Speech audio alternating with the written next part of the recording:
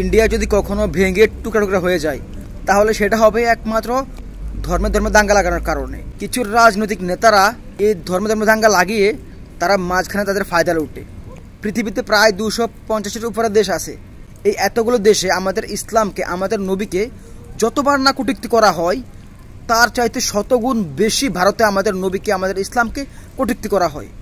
মুঘল সাম্রাজ্যের প্রথম সম্রাট বাদশাহ জহিরুদ্দিন বাবর, তিনি যখন 1526 সালে পুরো ভারতবর্ষ বিজয় করে, তখন তিনি চাইলেই ভারতকে হিন্দু শূন্য করতে পারতেন।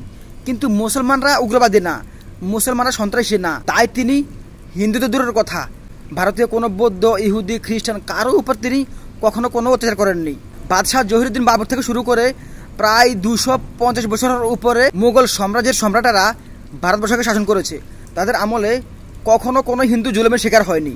কিন্তু মুঘল সাম্রাজ্য ধ্বংস হওয়ার পরে যখন থেকে ব্রিটিশরা ভারত নিয়ন্ত্রণ করে, তখন থেকে শুরু হয় মুসলমানদের উপর নির্যাতন করা। ব্রিটিশরাও লম্বা একটি সময় ভারতকে শাসন করার পর তাদেরও পরাজয় হয় ভারতবর্ষ থেকে। তারপর থেকে শুরু হয় হিন্দুরা মুসলিমদের উপর নির্যাতন করা। একে একে মুঘল সাম্রাজ্যের যতগুলো স্থাপনা ছিল বড় বড় মুসলিমদের, প্রত্যেকটি নিশানাকে তারা ধূলিসাৎ করে দিয়েছে। সর্বশেষ বাবরি মসজিদকে ধ্বংস করে তারা সেখানে মন্দির নির্মাণ করেছে। তারা বারবার মুসলমানদের বোরকা, মুসলমানদের হিজাব, মুসলমানদের মসজিদ নিয়ে তারা কত কটূক্তি করলো। আর আমাদের নবীকে নিয়ে তারা বারবার কটূক্তি করে যাচ্ছে। সাবেক মার্কিন প্রেসিডেন্ট বারাক ওবামা বলেছিলেন, যদি ভারত কখনো ধ্বংস হয় বা ভারত কখনো বিচ্ছিন্ন হয়, তখন একমাত্র ধর্মের কারণে, জুলুম করার কারণে ভারতের ধ্বংস হবে, ভারত বিচ্ছিন্ন হবে। এখন সেই কথাটা বাস্তব হওয়ার পথে। ভারত বারবার আমাদের নবীকে, তারা কিন্তু কোনো ধর্ম নিয়ে কখনো কটূক্তি করে না। তাদের দেশে কিন্তু শিখ ধর্ম আছে, হিন্দু আছে, বৌদ্ধ আছে, খ্রিস্টান আছে, বিভিন্ন উপজাতি আছে, তারাও কিন্তু সেখানে তাদের ধর্ম নিয়ে থাকে। কিন্তু কোনো ধর্মকে কোনো হিন্দু কটূক্তি করে না। শুধু মুসলমান, ইসলাম, আমাদের নবীকে নিয়ে তারা যে কটূক্তি করে, তাদের মাথা ব্যথা শুধু ইসলাম নিয়ে, মুসলমান নিয়ে। আমরা দূর থেকে কি করতে পারি? আমরা যারা দুর্বল, আমরা সর্বোচ্চ তাদেরকে চরম ঘৃণা করতে পারি, আমাদের অন্তর থেকে তাদেরকে চরম ঘৃণা করতে পারি।